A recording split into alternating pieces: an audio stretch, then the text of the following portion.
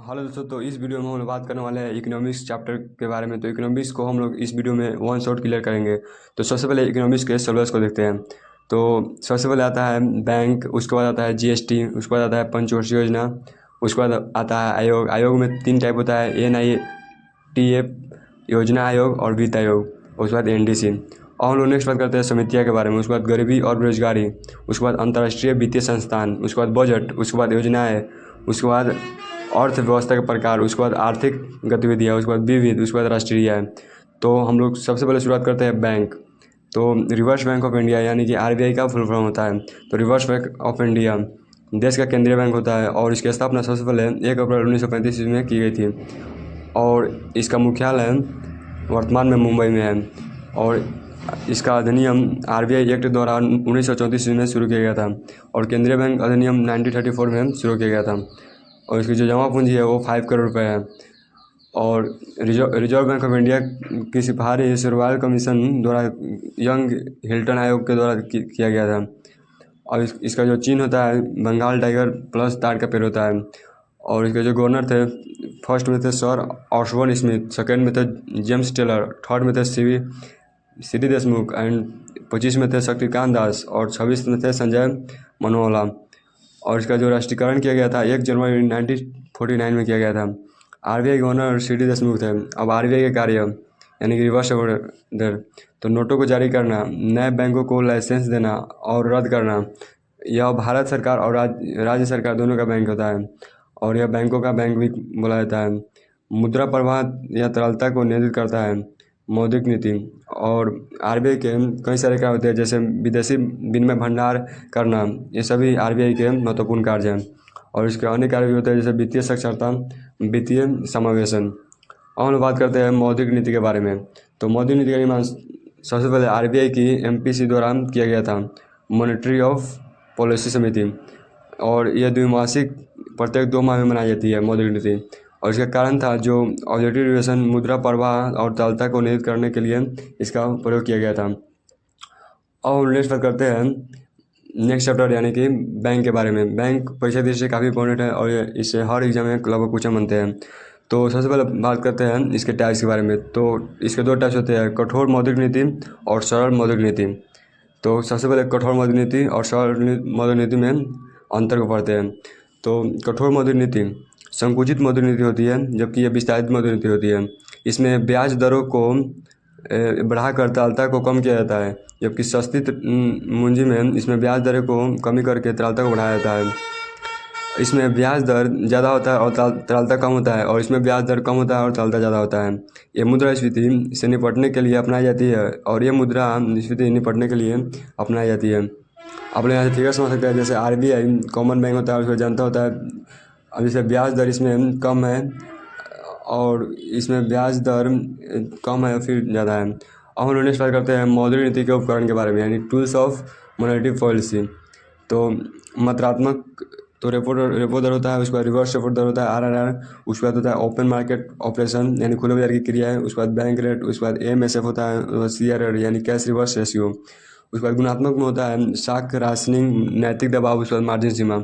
और नेक्स्ट बात करते हैं जो काफ़ी इंपॉर्टेंट है रेपो दर, और इससे ये परीक्षा दृष्टि से काफ़ी इंपॉर्टेंट है। तो रिवर्स रेपो ऑपरेशन को पुनः क्रय विक्रय कहा जाता है और यह RBI व्यापारिक बैंकों को जिस ब्याज दर पर अल्पकाल के लिए ग्रहण देता है उसे हम लोग ब्याज दर को रेपो रिवर्स दर कहते हैं। और रेपो रेट अधिक होता है तो तरलता कम होता है और शाख सूजन भी कम होता है। और रिवर्स रेपो दर कम होता है तो तरलता ज़्यादा होता है और शाख सीजन भी ज़्यादा होता है। अब हम लोग बात करते हैं रिवर्स रेपो दर यानी कि RRR के बारे में। तो जिस ब्याज पर RBI व्यापारिक बैंकों से अल्पकाल के लिए ग्रहण लेता है तो उसे हम लोग RRR कहते हैं।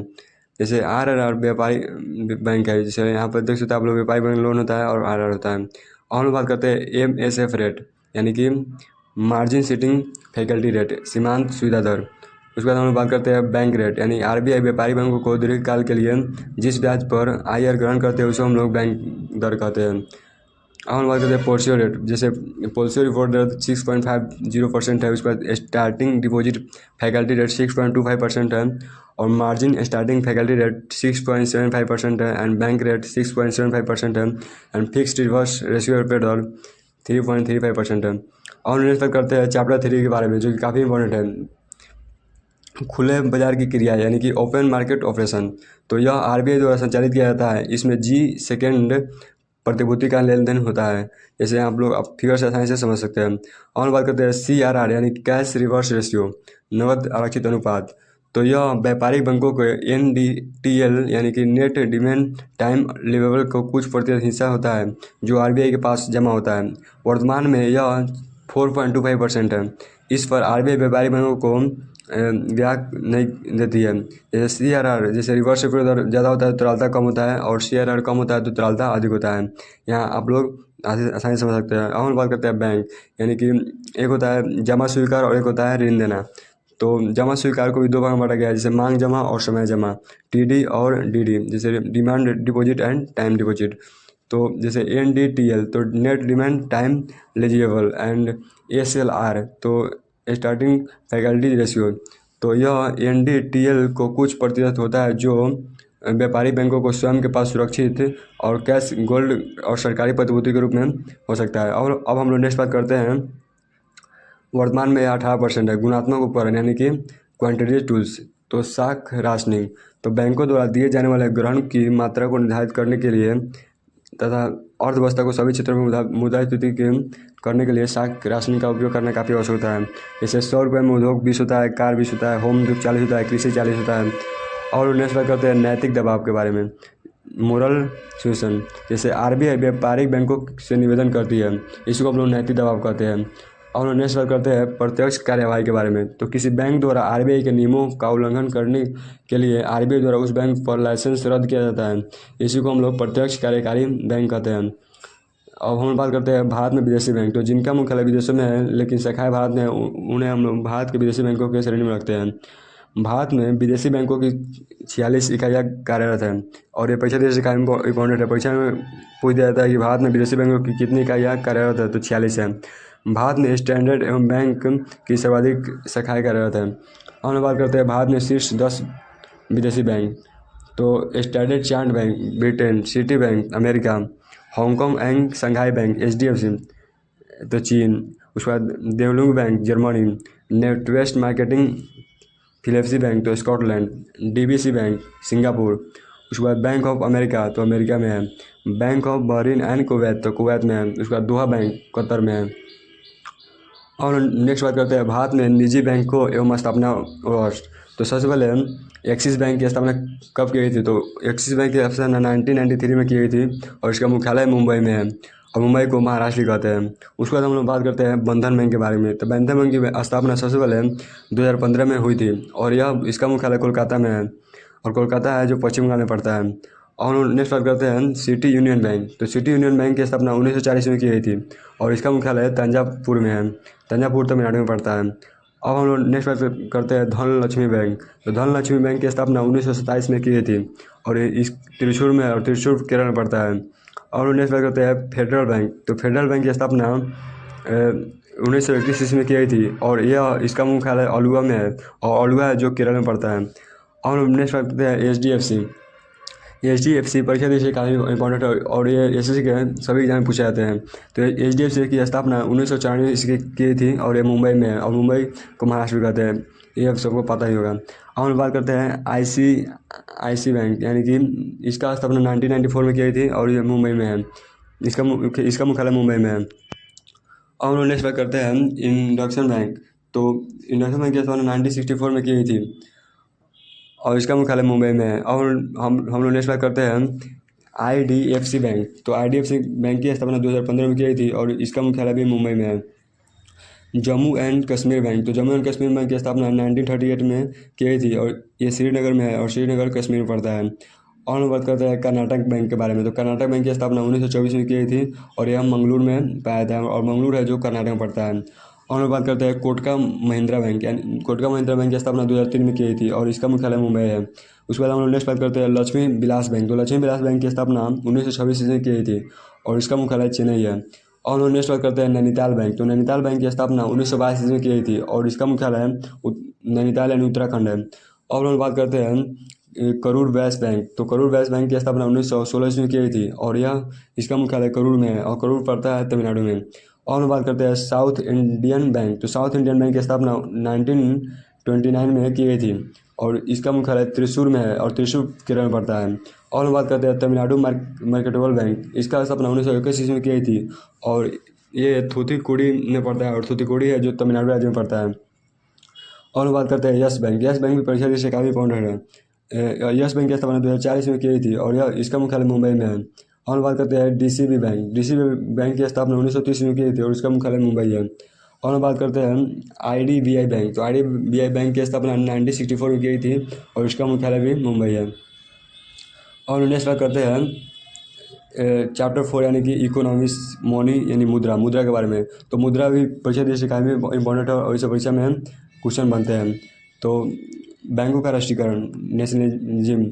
तो सरकार की 51% से अधिक की हिस्सेदारी पर आरबीआई होता है। आरबीआई एक्ट 1 जनवरी 1949 को दिया गया था और एसबीआई 1 जुलाई 1955 में दिया गया था। वर्तमान में राष्ट्रीयकृत बैंकों की संख्या 12 है।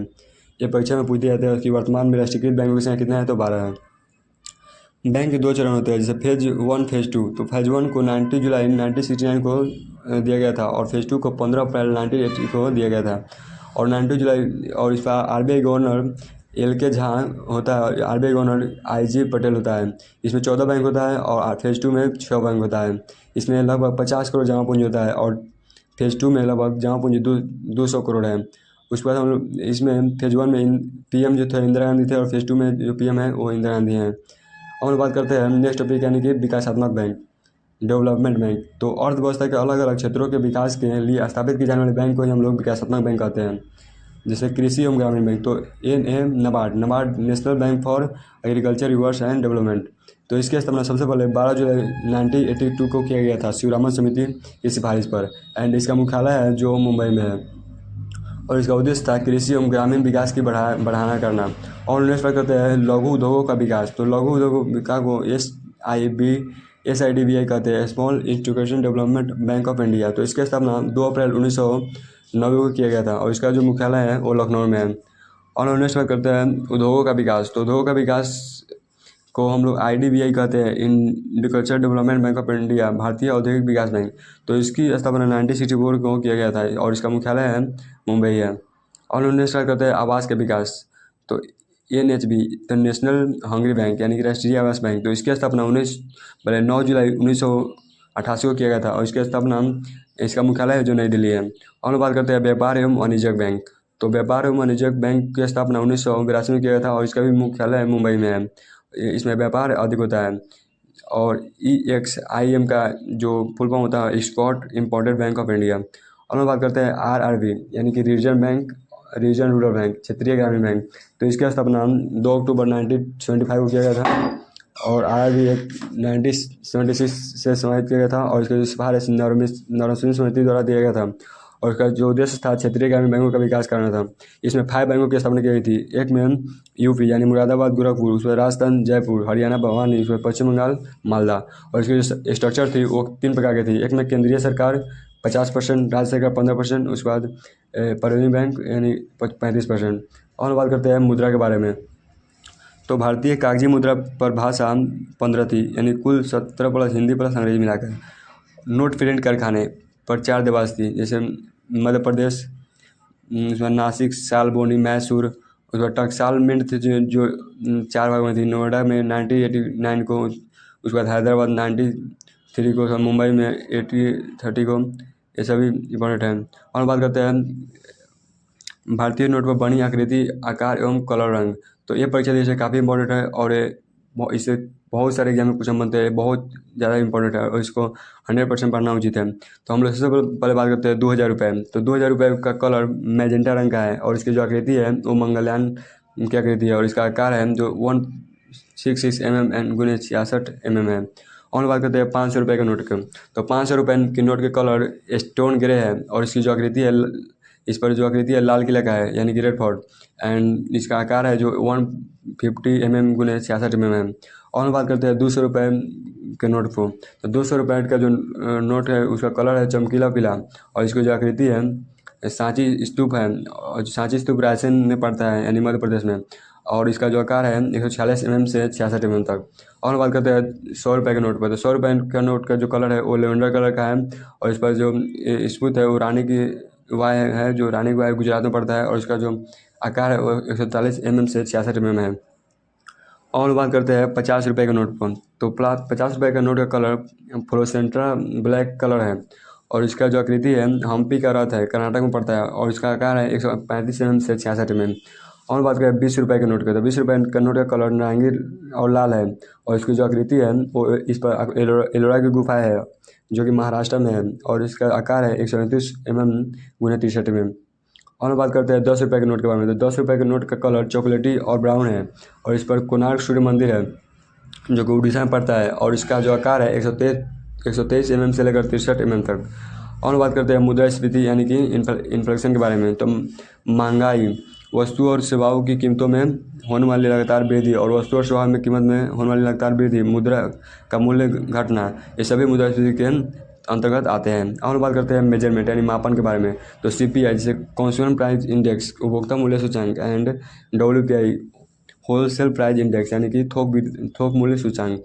तो मुद्रास्फीति के प्रकार, टाइप्स ऑफ इन्फ्लेशन। तो मांग जनित मुद्रास्फीति, तो कीमतों में वृद्धि मांग बढ़ने के कारण मांग जनित मुद्रास्फीति कहलाती है, जैसे यहाँ पर आप लोग समझ सकते हैं। और उन्होंने नेक्स्ट बात करते हैं लागत जनित मुद्रास्फीति।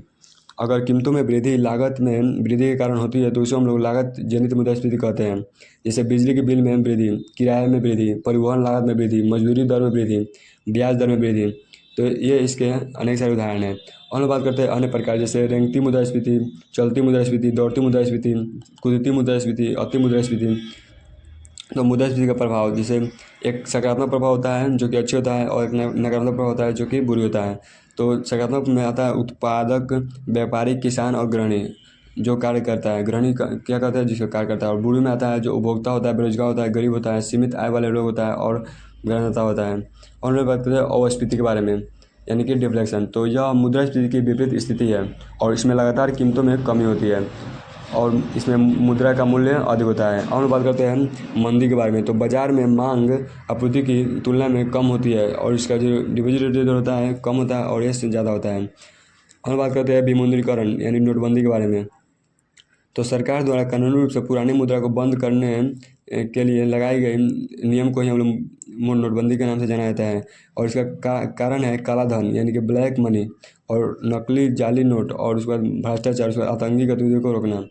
ये 3 बार लागू किया गया था। एक में 12 जनवरी 1946 को जो कि ब्रिटिश काल में हुआ था। उसके बाद सेकेंड में जो हुआ था 16 जनवरी 1970 यानी मोरारजी देसाई के काल में हुआ था। उसके बाद 8 नवंबर 2016 यानी कि मोदी जी के काल में हुआ था। पुराने नोट को बंद किया गया था। उसके बाद इसकी घोषणा 2000 से 2500 नोट के बंद किया गया था। और बात करते हैं राष्ट्रीय आय के बारे में यानी कि नेशनल इनकम। तो अवमूल्यन, देश का केंद्रीय बैंक RBI द्वारा किया जाता है। किसी देश का घरेलू मुद्रा को जानबूझकर विदेशी मुद्रा की तुलना में गिरा देना होता है। जैसे एक डॉलर 70 रुपये, 700 रुपये 10 डॉलर, यानी 1 डॉलर 80 रुपये, और 10 डॉलर 800 रुपये। तो भारत में 3 बार इसका उदाहरण किया गया था। एक में 1949, 1966 और 1999। तो नई आर्थिक NSP में अपनाया गया, और इसका जो लाभ था, एक में निर्यात, विदेशी व्यापार भंडार में इसका लाभ हुआ अधिक। हम लोग नेक्स्ट बात करते हैं राष्ट्रीय आय के बारे में यानी कि नेशनल इनकम। तो वित्तीय वर्ष, ये परीक्षा जैसे काफ़ी इंपॉर्टेंट है, और इससे हर एग्जाम में कुछ मत है, चाहे वो SSC हो, बैंक हो, रेलवे हो, कोई भी सारा एग्जाम हो, जिसे ये काफ़ी इंपॉर्टेंट है। तो वित्तीय वर्ष की स्थापना कब की थी? तो 1 अप्रैल से 31 मार्च तक। कृषि वर्ष की तो 1 जुलाई से 30 जून तक। बजट वर्ष की तो 1 अप्रैल से 31 मार्च। ये तीनों काफ़ी इंपॉर्टेंट परीक्षा दृष्टि से। और उन्होंने बात करते हैं उत्पादन के कारक एवं साधन यानी कि फैक्टर एंड प्रोविजन। तो इसका कारक लागत, किसी वस्तु के उत्पादन में कार्य आने वाले साधन कारक को उत्पादन के साधन कहते हैं। इन चारों को मिलने वाले आय कारक कहलाती है। जैसे कारक और कारक आय, तो भूमि का किराया, श्रम का परिश्रम, वेतन, पूंजी का धन प्लस निर्धारण की ब्याज। अब हम बात करते हैं दादा भाई नौरोजी कार्यकाल में किए गए कुछ नियम। जैसे देश में पहली बार राष्ट्रीय आय का अनुमान प्रति व्यक्ति आय PCI 20 रुपये के नोट पर दिया गया था। और इसका जो बुक था property and British rule in India, धन निकासी सिद्धांत डेवलपमेंट दिया था। और बात करते हैं DV रमन राव जी। तो ये 1931 में पहली बार राष्ट्रीय बैंकों का वैज्ञानिक अनुमान लगाया गया था। और राष्ट्रीय बैंक का अनुमान मुद्रा के रूप में किया गया था। और बात करते हैं राष्ट्रीय आय समिति यानी कि NIC, नेशनल इनकम कमीशन। इसकी स्थापना 4 अगस्त 1949 को इसका गठन किया गया था। इसका जो अध्यक्ष था PC महानवम बोरिस मुंडलपाध्याय था। और इसका जो इसमें 2 सदस्य थे, एक में VKR राव, उसके बाद 2 में गोडी। और बात करते हैं इसका जो प्रोफेसर राजकृष्ण था वो हिंदू वृद्धि दर में था और इसको शब्द दिया था। हिंदू वृद्धि दर किसने शब्द दिया था? तो प्रोफेसर राजकृष्ण। और बात करते हैं भारतीय सांख्यिकी संगठन। तो इसकी स्थापना 17 दिसंबर 1931 को इसकी स्थापना की गई थी और ये कोलकाता में स्थित है और ये भी PC महानवम मुंडलपाध्याय थी। और बात करते हैं पारिवारिक आय के बारे में। तो पारिवारिक आय किसी परिवार के सभी सदस्यों के द्वारा अर्जित प्राप्त कुल आय को ही हम लोग पारिवारिक आय कहते हैं। जैसे किसी परिवार की कुल आय 100 रुपये है तो परिवार के सदस्य की संख्या 5 है, तो प्रति व्यक्ति आय का फॉर्मूला होता है कुल पारिवारिक आय बटा सदस्य की संख्या यानी कि 100/5 यानी कि 20 रुपीज़। और बात करते हैं राष्ट्रीय आय के बारे में। तो किसी राष्ट्र की एक वित्तीय वर्ष में वहाँ के लोगों द्वारा प्राप्त कुल समग्र का आय ही राष्ट्रीय आय कहलाती है। राष्ट्रीय आय बराबर होता है मापन की विधियाँ। और नेक्स्ट बात करते हैं उत्पादन विधि। तो एक वित्तीय वर्ष में किसी देश की सीमा में अर्थव्यवस्था के तीनों क्षेत्रों में किया गया अंतिम उत्पाद का समग्र योग उत्पादन विधि कहलाता है। जैसे प्राथमिक, द्वितीयक, तृतीयक क्रिया गया कुल उत्पादन विधि का समग्र योग। और इसमें जो कारक साधन थे, किसी देश के नागरिकों के द्वारा एक वित्तीय वर्ष में प्राप्त कुल अर्जित लाभ, साधन एवं योग इसके अंतर्गत आते हैं। और बात करते हैं व्यय विधि के बारे में। तो किसी देश के नागरिक के द्वारा एक वित्तीय वर्ष में किया गया कुल खर्च को ही हम लोग समग्र व्यय या व्यय विधि कहते हैं। जैसे राष्ट्रीय आय बराबर होता है NI यानी कि C+G+I यानी। और बात करते हैं राष्ट्रीय आय की अवधारणा के बारे में। तो GDP, ग्रॉस डिमोटेड प्रोडक्ट, ये भी काफ़ी इंपॉर्टेंट है, सकल घरेलू उत्पाद। तो किसी देश की घरेलू सीमा में निकासी तथा गैर निवासियों द्वारा एक निश्चित समयावधि किया गया कुल अंतिम उत्पाद GDP कहलाती है। और बात करते हैं NDP यानी कि नेट डोमेस्टिक प्रोडक्ट यानी निवल घरेलू उत्पाद। तो GDP में मूल्य ह्रास को घटाने पर NDP की स्थापना की गई थी। NDP बराबर होता है GDP यानी कि डिप्रिसिएशन।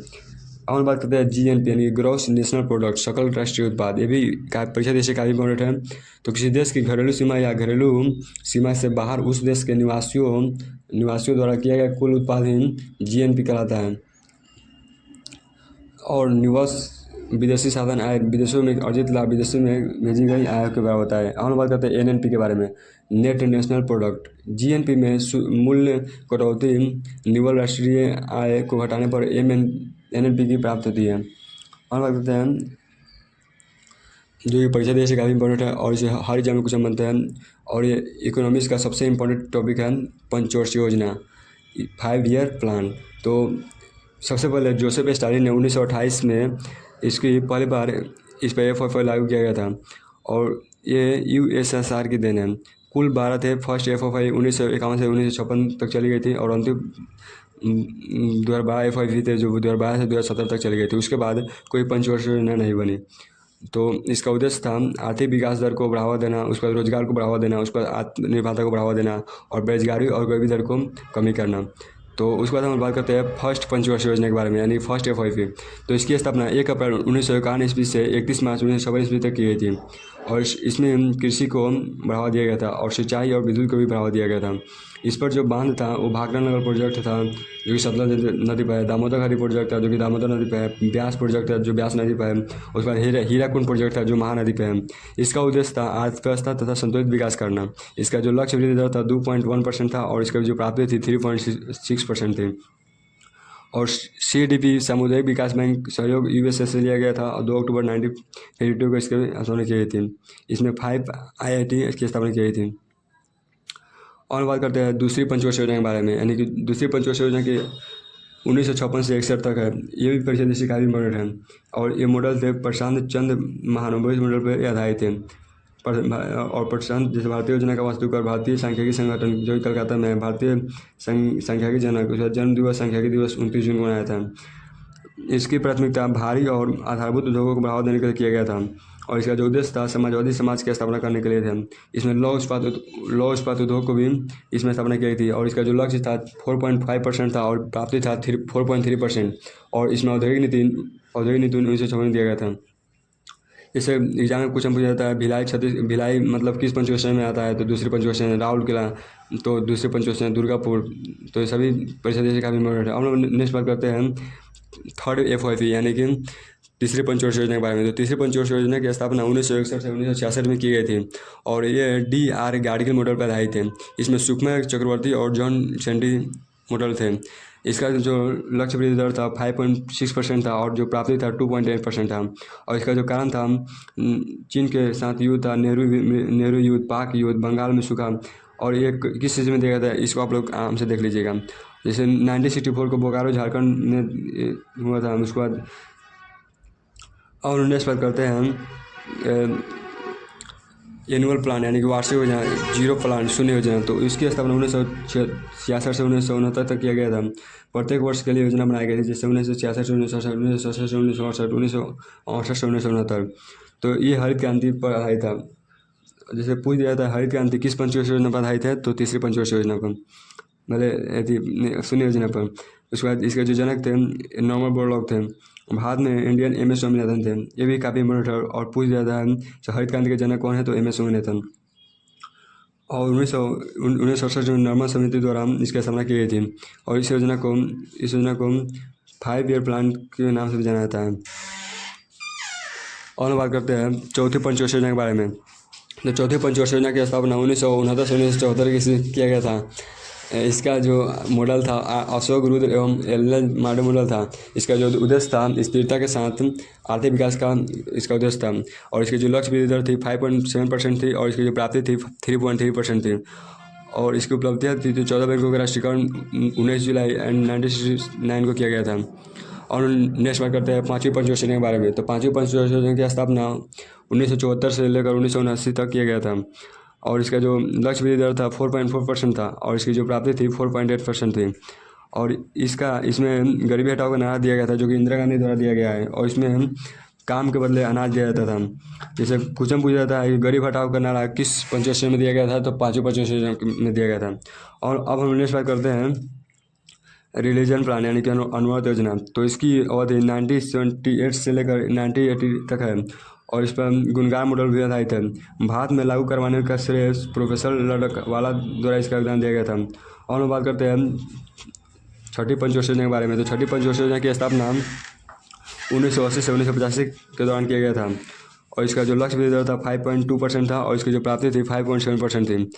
और इसमें जो प्राथमिकता दी गई थी गरीबी दर कम था और रोजगार दर अधिक था, जैसे IRDP केंद्रीय ग्रामीण बैंक कार्यक्रम। और बात करते हैं सातवीं पंचवर्षीय योजना के बारे में। तो सातवीं पंचवर्षीय योजना की स्थापना 1985 से 1990 तक किया गया था और ये जॉन मिलर मॉडल पर आधारित था। और इसकी जो उद्देश्य थी वो अधिक थी, आधुनिकीकरण भी अधिक था और आत्मनिर्भर भी अधिक था। इसकी जो लक्ष्य वृद्धि दर थी 5% थी और प्राप्ति थी 6% थी। इसमें इंदिरा गांधी आवास योजना था, उसके बाद नेहरू रोजगार योजना था, जवाहर रोजगार योजना था, कानूनी ऊर्जा था, उसके बाद नेहरू रोजगार योजना था। और बात करते हैं वार्षिक योजना यानी कि वार्षिक योजना का कारण। तो भुगतान संतुलन की समस्या ऋण दर में काफ़ी कमी होती है, इसी को हम लोग वार्षिक योजना के नाम से जानते हैं। और बात करते हैं आठवीं पंचवर्षीय योजना के बारे में।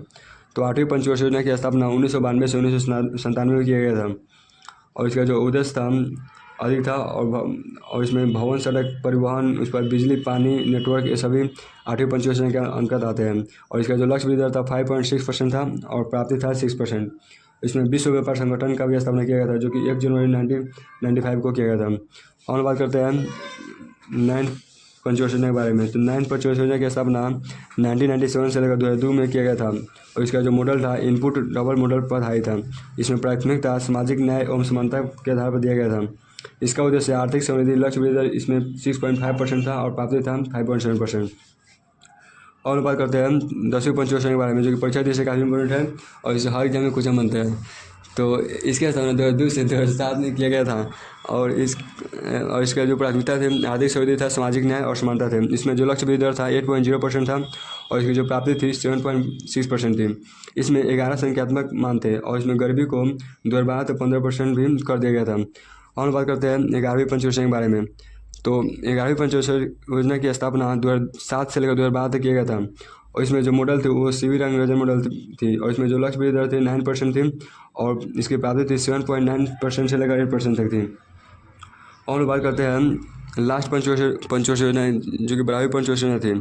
तो 12वीं पंचवर्षीय योजना की स्थापना 2012 से 2017 में किया गया था और ये अंतिम पंचवर्षीय योजना थी। इसकी प्राथमिकता त्रिव समिति द्वारा दिया गया था और इसका जो लक्ष्य वृद्धि दर था 8% था और प्राप्ति था 8.2%। इसमें रोजगार को बढ़ावा दिया गया था और गरीबी को कमी कर दिया गया था। इसमें सर्वाधिक व्यय सामाजिक न्याय होता है।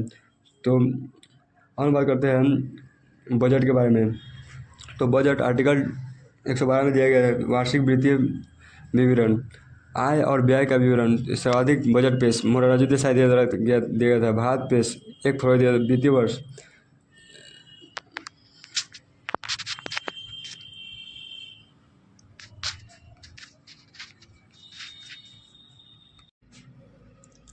तो बजट आय और व्यय का विवरण ही बजट कहलाता है। इसमें संविधान 112 में दिया गया था वार्षिक वित्तीय विवरण।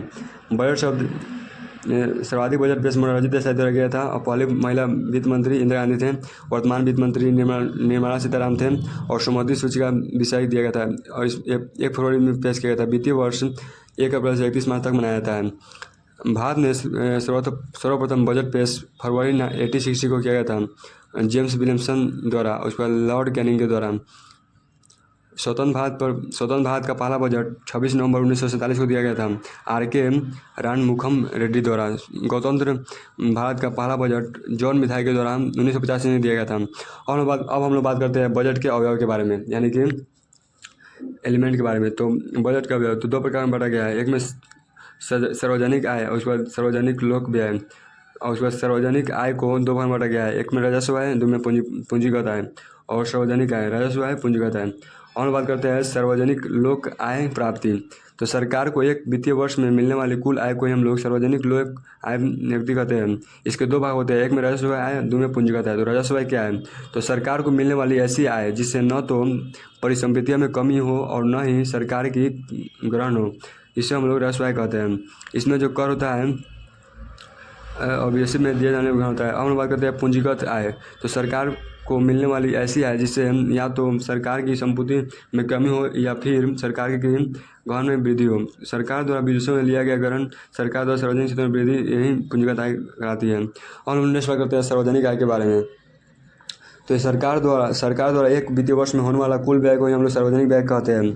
सार्वजनिक व्यय 2 प्रकार के होते हैं, राजस्व व्यय और पूंजीगत व्यय। तो राजस्व व्यय सरकार का एक ऐसा खर्च जिससे न तो सरकार की संपत्ति में वृद्धि होती है और न सरकार की ग्रहण में, जैसे एग्जाम्पल वेतन, सैलरी, सब्सिडी, पेंशन योजना सभी राजस्व व्यय में आती है। स्कॉलरशिप, उसके बाद ब्याज भुगतान, सभी राजस्व व्यय में आती है। उसके बाद पूंजीगत व्यय तो सरकार का एक ऐसा खर्च जिससे या तो सरकार की संपत्ति में वृद्धि हो या फिर सरकार के ग्रहण में वृद्धि हो, तो ये पूंजीगत आय कहलाती है। जैसे इसमें सरकारी अस्पताल आता है, सड़क, पार्क, उसके बाद एयरपोर्ट, सरकार द्वारा भुगतान, ये सभी पूंजीगत व्यय के अंतर्गत आते हैं। और बात करते हैं बजट की समितियाँ। तो बजट की समितियाँ को मुख्य रूप से हम लोग समझ सकते हैं फिगर से। जैसे इसमें आय है, व्यय है, आय व्यय है और उसके बाद बजट अधिकेश है, इसमें बजट घाटा है और इसमें संतुलित बजट है। इसमें सरकार की बजट आय प्राप्ति बजट व्यय से ज़्यादा है, इसमें सरकार की व्यय आय से ज़्यादा है, इसमें सरकार की आय व्यय से बराबर है। और बात करते हैं राजस्व घाटा। तो राजस्व घाटा होता है राजस्व आय प्राप्ति माइनस राजस्व व्यय। बजट घाटा बराबर होता है कुल आय माइनस कुल व्यय। और बात करते हैं राजकोषीय घाटा के बारे में। तो राजकोषीय घाटा बराबर होता है बजट घाटा प्लस उधार। और बात करते हैं प्राथमिक घाटा बराबर होता है राजकोषीय घाटा माइनस ब्याज आदाय। और नेक्स्ट बात करते हैं जीएसटी के बारे में, यानी कि गुड सर्विस टैक्स, वस्तु और सेवा कर। तो जीएसटी का अन्य नाम अप्रत्यक्ष कर भी है, यानी कि इनडायरेक्ट टैक्स। तो इसको लागू विश्व में सबसे पहले फ्रांस में किया गया था 1924 में के। उसके बाद भारत में 1 जुलाई 2017 में जीएसटी को लागू की गई थी। प्रथम राज्य असम में किया गया था, उसका सेकंड राज्य बिहार में किया गया था। उसके बाद विजय केलकर स्टॉक फोर्स 2003 में सिफारिश पर इसको लागू किया गया था। जीएसटी का प्रारूप असीम दास गुप्ता समिति द्वारा किया गया था। भारत में कुनाडियन जीएसटी लागू किया था। जीएसटी में कुल 17 अप्रत्यक्ष कर को शामिल किया गया है। और बात करते हैं संसद के बारे में। तो 122वां संशोधन विधेयक राज्यसभा में 3 अगस्त 2016 को और लोकसभा में 8 अगस्त 2016 को राष्ट्रपति का हस्ताक्षर 8 सितंबर 2016 किया गया था 101वां संशोधन 2016 के द्वारा। और बात करते हैं 101वां संविधान संशोधन अधिनियम 2016 के तहत 3 अनुच्छेद जोड़े गए थे। आर्टिकल 246 के ए, आर्टिकल 269 के, उसके बाद आर्टिकल 289 के। हम लोग बात करते हैं GST स्लैब रेट, यानी 5%, 12%, 18%, 28%। सबसे कम दर 5%, सबसे अधिक दर 28%। हम लोग करते हैं GST इन, यानी कि GST इंडेक्शन नंबर, यानी 15 होता है। हम बात करते हैं GST के प्रकार। तो GST के कई सारे प्रकार होते हैं, जैसे CGST, SGST, IGST and UTGST। तो CGST होता है जो कि सेंट्रल GST होता है, उसके बाद SGST होता है जो कि स्टेट GST होता है, और IGST होता है मतलब इंटरडायरेक्ट GST होता है, और यूनियन टेरिटोरियल GST होता है। तो हम बात करते हैं GST परिषद। तो GST परिषद आर्टिकल 279 के ए में दिया गया है, और इसका गठन राष्ट्रपति द्वारा दिया गया था, और इसमें 2 अध्यक्ष थे, केंद्रीय वित्त मंत्री अध्यक्ष थे। फर्स्ट अरुण जेटली द्वारा दिया गया था। इसमें जो वर्तमान है और निर्मला सीतारामन, इसमें कुल सदस्य 33 थे, और इसका कार्य वस्तु और सेवाओं पर GST की दरों को निर्धारण करने के लिए कार्य दिया गया था। और बात करते हैं GST से बाहर आने वाली वस्तुएं। तो GST से बाहर आने वाली वस्तुएं जैसे अल्कोहल मतलब शराब, स्टॉप शुल्क, उसके बाद अफीम और तंबाकू, ये सभी GST से बाहर आने वाली वस्तुओं का नाम है। और बचत विषय का भी इम्पोर्टेंट है, इससे कई सारे एग्जाम में क्वेश्चन बनते हैं। और बात करते हैं अटल बिहारी वाजपेयी। तो भारत में GST के पिता थे अटल बिहारी वाजपेयी। क्वेश्चन पूछा जाता है तो भारत में GST के पिता कौन है, तो अटल बिहारी वाजपेयी। GST के ब्रांड एम्बेसडर कौन है, तो अमिताभ बच्चन। हम लोग कहते हैं न्यू इकोनॉमी पॉलिसी, यानी कि NEP, नई आर्थिक नीति। तो नई आर्थिक नीति को अपना 24 जुलाई 1991 में किया गया था, भारत में अपनाया गया था। और इसका जो आयाम था LPG मॉडल पर आधारित था। एल मतलब होता है लाइब्रेशन मतलब उदारीकरण, P मतलब होता है प्राइवेटाइजेशन मतलब निजीकरण, और G मतलब होता है ग्लोबलाइजेशन यानी कि वैश्वीकरण। तो इस वीडियो में हम लोग इकोनॉमिक्स के ऑल चैप्टर को क्लियर कर चुके हैं, और आप लोग वीडियो अच्छी लगी तो चैनल